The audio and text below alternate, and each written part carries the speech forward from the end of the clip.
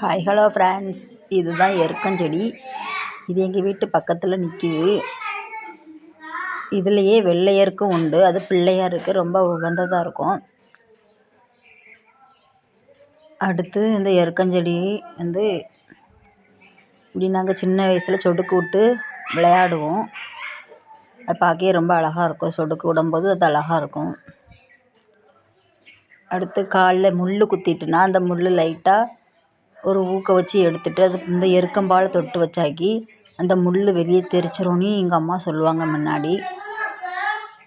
உங்களுக்கும் அப்படி ஏதாவது முள் குத்தி எதாவது இருந்துச்சுன்னா வேணால் ட்ரை பண்ணி பார்த்துக்கிடுங்க. ஆனால் இப்போதைக்கு யாரும் ரொம்ப வெளியே போகிறது கிடையாது. சரி, ஓகே. இருந்தாலும் ட்ரை பண்ணி ஏதாவது சின்ன இன்சிடெண்ட் நடந்துச்சுன்னா ட்ரை பண்ணி பார்த்துக்கோங்க.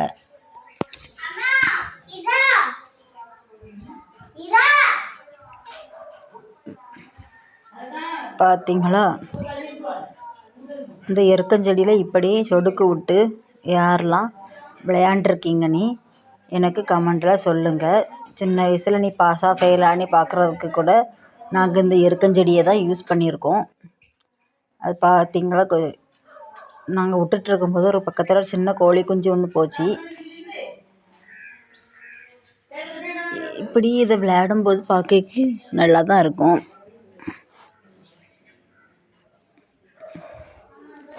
இந்த எருக்கம் பூவில் உள்ள செடி அந்த பூ பார்க்க நல்ல ஊதா கலரில் அழகாக இருக்குது.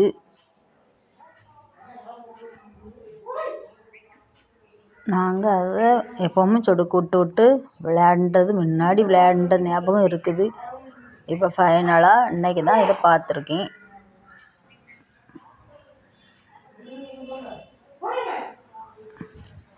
அந்த பூவை பார்க்கவும் ரொம்ப அழகாகவே இருக்குது.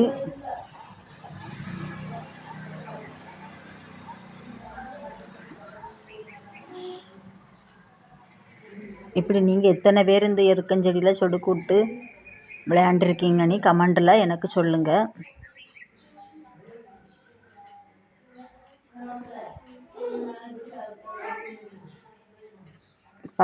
பார்த்தீங்களா எவ்வளோ அழகாக இருக்குன்னு இந்த பூ.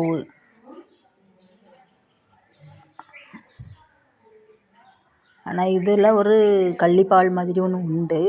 அது கண்ணுக்குள்ளே தெரிச்சிட்டுனா கண் தெரியாதுங்க மாதிரி சொல்லுவாங்க.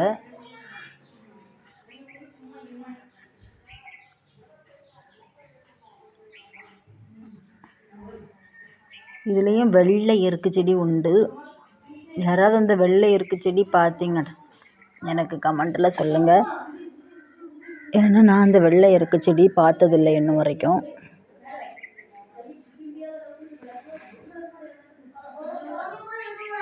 உங்களுக்கு இந்த வீடியோ பிடிச்சிருந்தா மறக்காமல் லைக் பண்ணுங்கள், கமெண்ட் பண்ணுங்கள்.